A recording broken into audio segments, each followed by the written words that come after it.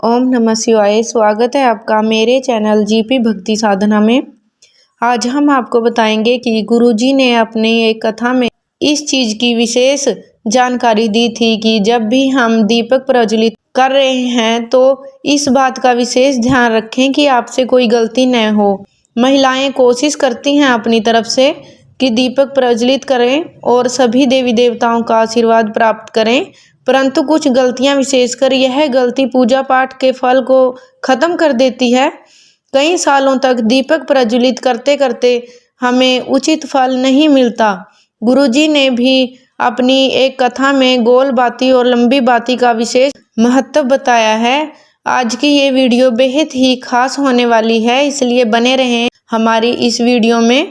गुरुजी बताते हैं कि जिस दिए में बत्ती जल रही हो और वह पूरी तरह से जल गई हो, तो जो जला हुआ भाग दिए के अंदर पड़ा है और आपने दूसरी बाती लगाकर दिए को प्रज्वलित कर दिया है, इससे क्या होगा कि जो काला भाग उसमें पड़ा था वह लक्ष्मी जी को क्षीण कर देगा। 15 दिन तक आपका व्यापार नहीं चलेगा। जो रुपया पैसा आपके घर में पड़ा है वह भी क्षीण हो जाएगा, वह पैसा भी आपके घर से जाएगा। 15 दिन तक वह पैसा आपके घर में नहीं टिकेगा। इसलिए गुरुजी कहते हैं कि जब भी दिया जलाएं आप उसे अच्छी तरह साफ कर लें या आप धोकर ही दिया प्रज्वलित करें। गुरुजी कहते हैं कि जब भी दिया प्रज्वलित किया जाता है किसी भी खास काम में, तो वह पूजा पाठ का साक्षी होता है। देवी देवताओं का तेज दीपक में बसता है। जब दीपक प्रज्वलित होता है सबसे ज्यादा हमें दीपदान का फल प्राप्त होता है। इसलिए गुरुजी बताते हैं कि जब भी हम दीपक प्रज्वलित करें तो उसमें पहले से जली हुई बत्ती नहीं होनी चाहिए। कई महिलाएं घर की जिम्मेवारियों के कारण जल्दबाजी में मंदिर जाती हैं और उस दिए में पहले से ही बत्ती पड़ी होती है और उसके ऊपर ही दीपक प्रज्वलित कर देती हैं। यही गलती पूजा पाठ के फल को खत्म कर देती है। इस बात को आप सभी को विशेष ध्यान रखना चाहिए और अपने पूजा पाठ को सफल बनाना चाहिए। सबसे पहले आप दीपक साफ सुथरा करें, भले ही वह मिट्टी का हो या तांबे का, पीतल का इत्यादि कोई भी दीपक आप ले रहे हैं उसको पहले साफ सुथरा करें। घर में भी यही बात लागू होती है। आप अपने घर के मंदिर को साफ सुथरा रखें और दीपक को रोज धोएं। शाम के समय अगर धोने में असमर्थ हैं तो कम से कम उसे पोंछ लें अच्छी तरह से और पूर्णतः पोंछने के बाद ही उसे काम में लेना चाहिए। यह विशेष जानकारी गुरुजी ने हमें दी है। इसके अलावा आपको टूटा फूटा या खंडित दीपक भी काम में नहीं लेना चाहिए। गुरुजी ने यह भी बताया है कि हमें दीपक बार बार नहीं बदलना चाहिए। जैसे कि कुछ विशेष दीपक होते हैं हमारे मंदिर में, जिनसे हम मंदिर में पूजा पाठ करते हैं, हमें उन्हें भी बार बार बदलना नहीं चाहिए। आपके मंदिर में 2 दीपक जरूर होने चाहिए। एक जो आपके इष्ट पितर होते हैं उनके नाम का, और एक जिस भी उपाय को आप कर रहे हैं या जिस भी देवी देवताओं को आप मानते हैं उनके नाम का। गुरुजी कहते हैं कि पूजा में 2 दीपक आवश्यक रूप से होने चाहिए। जैसे पूजा पाठ में दीपक प्रज्वलित किया जाता है, उसके बाद दूसरा दीपक लगाया जाता है जिसे पूरे घर में घुमाया जाता है या भगवान जी की आरती की जाती है। कई महिलाएं गलती करती हैं कि पहला ही दीपक लगा लेती हैं, उसी को पूरे घर में घुमाती हैं, बच्चों को दिखाती हैं और उसी से भगवान की आरती करती हैं। जो सबसे पहले दीपक प्रज्वलित किया गया है वह उसी स्थान पर होना चाहिए। बार बार उस दीपक को हमें नहीं उठाना चाहिए।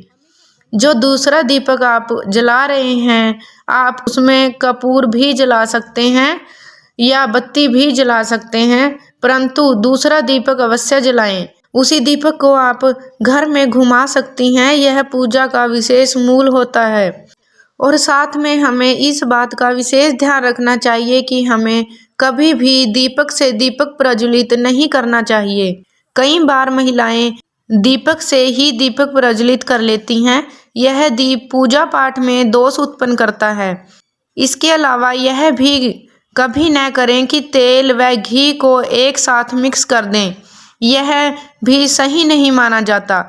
इसका भी कई शास्त्रों में वर्णन है, इसका भी विशेष ध्यान रखें। और गुरुजी ने यह भी बताया है कि जब भी आप मंदिर जाते हैं, जो दीपक की बत्तियां वहां छूट जाती हैं या जो माचिस आप लेकर गए हैं वह मंदिर में छूट जाती है, तो कभी भी मन में यह मत लाइए दोबारा उसे लेकर आओ।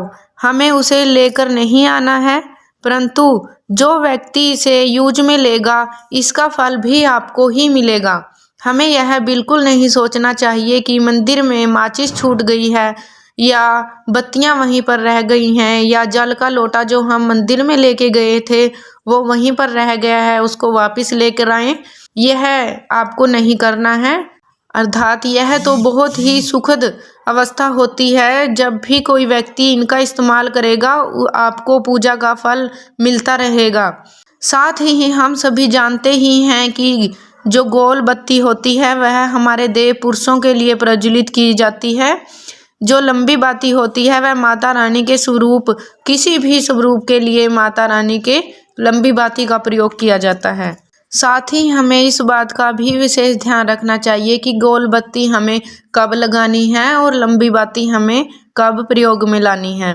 साथ ही इस बात का भी विशेष ध्यान रखें कि जब भी आप दीपक जलाएं, आप उसको चावल या फूल का आसन दे दें, यह भी बहुत शुभ होता है। सबकी अपनी अपनी श्रद्धा है, सबकी अपनी अपनी भावना है, परंतु अगर कुछ छोटे छोटे नियम पालन कर लिए जाते हैं तो बेहद सुखद परिणाम इनका हमको मिलता है। साथ ही जब दीपक प्रज्वलित हो जाए तो उसमें जो बची हुई बत्ती होती है उसको भी आप इधर उधर ना फेंकें, उसको आप अपने ही घर के गमले में रख सकते हैं। इधर उधर फेंकने से यह बिखरती रहती है और किसी के भी पैरों के नीचे आ सकती है, यह भी ठीक नहीं माना जाता। इसलिए आप इसे घर के गमले में रख सकते हैं, इसका कोई दुष्परिणाम नहीं है। इस वीडियो में इतना ही। अगर आपको हमारी यह वीडियो अच्छी लगी हो तो प्लीज़ चैनल को सब्सक्राइब करना ना भूलें और ऐसी ही जानकारियों के लिए बने रहें हमारे चैनल जीपी भक्ति साधना में। ओम नमः शिवाय।